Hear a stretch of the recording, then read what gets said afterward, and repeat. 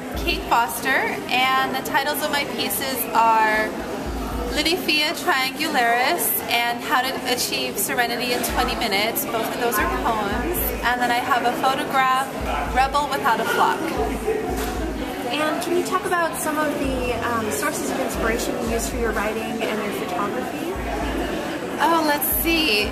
Inspiration for my writing comes from just about anywhere.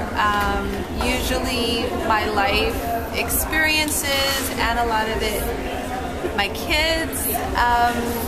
And then the photograph that I have in Clamor this year actually came about because I was trying to photograph him and he was not being exactly cooperative, and the duck and the bird were being much more cooperative, so I was able to get a photograph of them instead.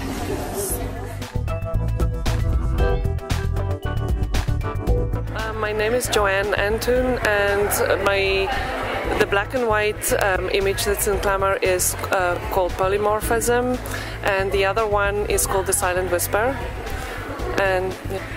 And what do you use for inspiration for your photography and your work? Are you looking at other photographers or drawing from artists or authors?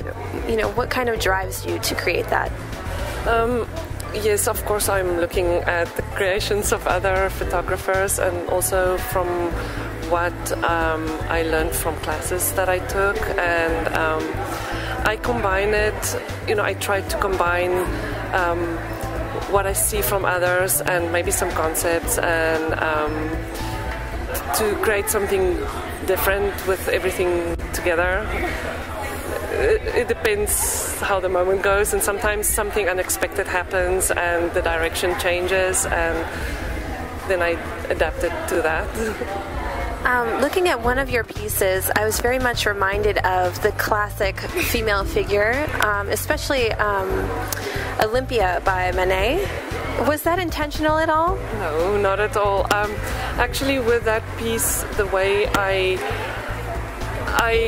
was looking at some work that I saw from an anonymous artist, actually, that was completely different, but it was a compilation of kind of sketching with digital pictures to make up a female body, and it would really look neat. I found it quite challenging to do. I was trying to emulate that a little bit, but then I moved from there to find a complete different idea, and what actually inspired me for that was the EMP building in downtown Seattle, and I basically used that to integrate the pictures of the nude with the buildings, and I kind of like the effects that it made. Oh wow, that's a great explanation, and thank you for sharing that. Your other piece it feels very haunting when you look at it. How did you create that, and kind of what's the story behind that? Okay, with that one again, I started with what inspired me was a book that I had to read for one of my classes. Was I think a book by Roland Barthes, Camera Lucida, I think it is. About where the author was reminiscing about a photograph of his mother, and he couldn't find the right photograph to represent her personality, and that kind of got me to explore a woman that is haunted by herself, but in a younger form, and she would be repeatedly being confronted by this image of herself, and it would obviously completely freak her out. And also from the other side, from the little girl's point of view, she would like stumble upon images of her self in pain about life. And basically what my suggestion there was that the photograph acts as like a vestibule for a certain age, but you're housed in it temporarily, and you can break out of it, and you can kind of like run into yourself type of thing. So my conclusion for this was that the two of them sharing the same moment.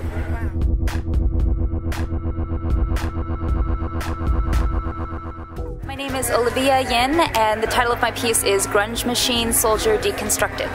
for my piece is actually a bit philosophy from the Leviathan from Thomas Hobbes, in which he talks about the state of nature and the war of every man against every man, and how we use reason to come out of that state.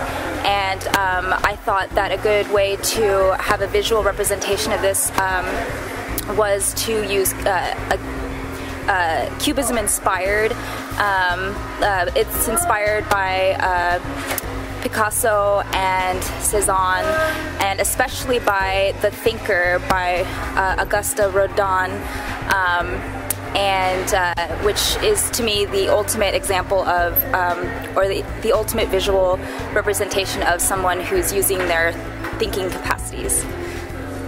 Great. And can you tell us a little bit about what you hope to do with your work in the future, or if you have any plans that pertain to your artwork?